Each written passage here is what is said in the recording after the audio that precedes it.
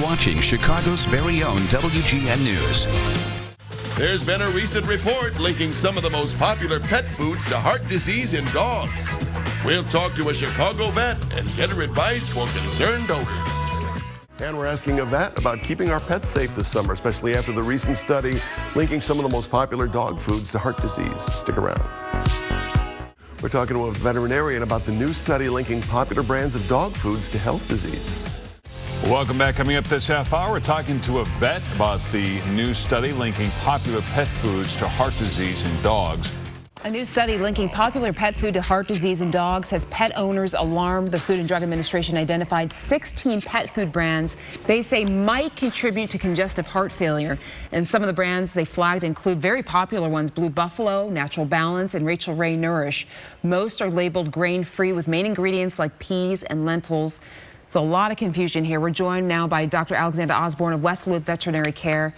Dr. Osborne, thanks so much for being with us this morning. Thank you for having me. So people see this headline, and I think, you know, and these are really popular food brands. What would be the first thing you would tell someone who has a dog that it's been purchasing this food?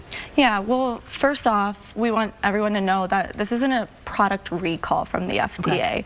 Okay. The big thing is that they're doing an investigation into a potential link between these grain-free diets and what's a heart disease called DCM, canine dilated cardiomyopathy, or DCM. And so what these diets that they're finding are grain-free. They tend to have a high content of peas, lentils, other legume seeds, and then potatoes as well. And then what this disease is a disease that can be, affect the heart muscle, be potentially very serious, and even fatal. So they're trying to find what that link is, and with that, the most recent study came out that specific brands that they've listed. And so the important thing is, if you're feeding your dog a grain-free diet, whether it have been if you had fed it on your own or if it was previously prescribed by a veterinarian, the best thing you can do is contact your veterinarian, schedule a consultation, have that discussion, because the best thing you can do for your pet's dietary needs is talk with your vet, and we can discuss pros and cons and kind of where to go to next. Okay, so don't necessarily discontinue the use of the food, but make sure you have that conversation. Yeah.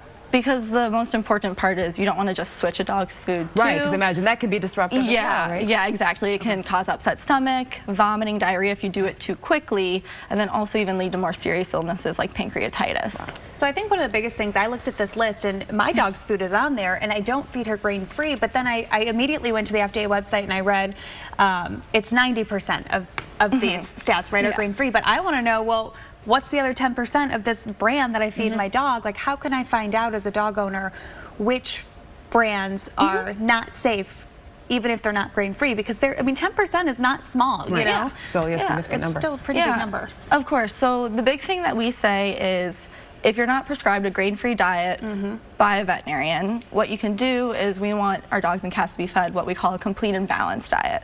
And so that term was actually designated by the Association of American Feed Control Officers.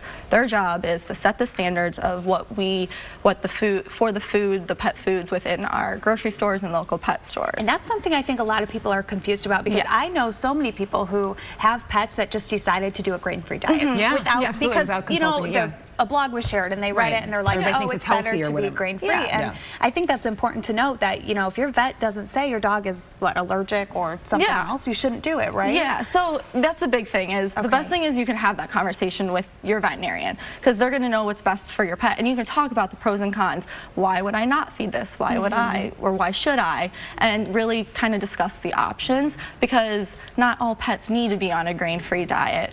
Grains aren't bad for our animals like they might necessarily be for some humans. It's different, and how they respond to the grain is also different. So I posted this, on my Facebook page, and just so many people commented what they feed their dog. And it's so interesting how everybody does something different, because we just don't feel like we know. I mean, do you specifically have a something you lean toward, whether it's fresh food or raw food or dry food?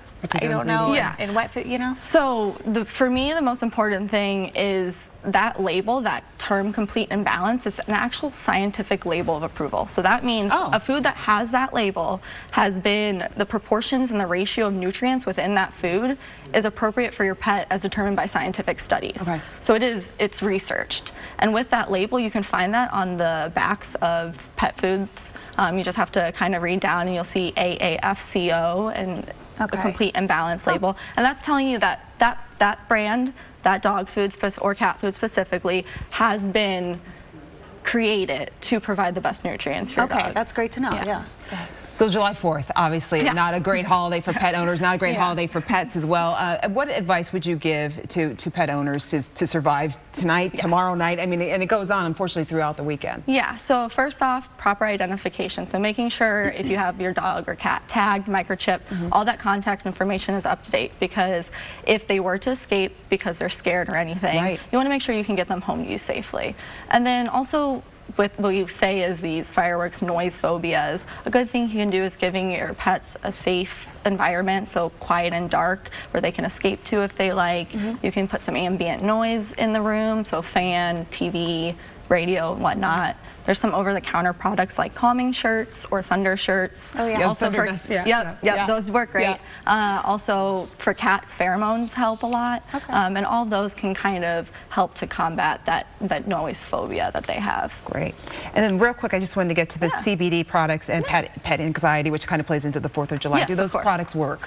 Yeah, so there's a lot of anecdotal reports out there saying that CBD products have been great in different illnesses and anxiety. However, there's not necessarily scientific data to back that at this time in research. So, and there's also not necessarily a dosing guideline where we can tell you, so what do you give your 7-pound Chihuahua versus your 70-pound Labrador Retriever? We don't necessarily know. So with that said, at this time, until we get some more scientific data and research, we can't necessarily recommend that you use CBD products in order to help with anxiety and other illnesses. Well, great. Thank you so much for being here. Thank you so much for having me. Thank you. Any more information you guys want to see, you can go to westloopvet.com. Thanks again. Thank you.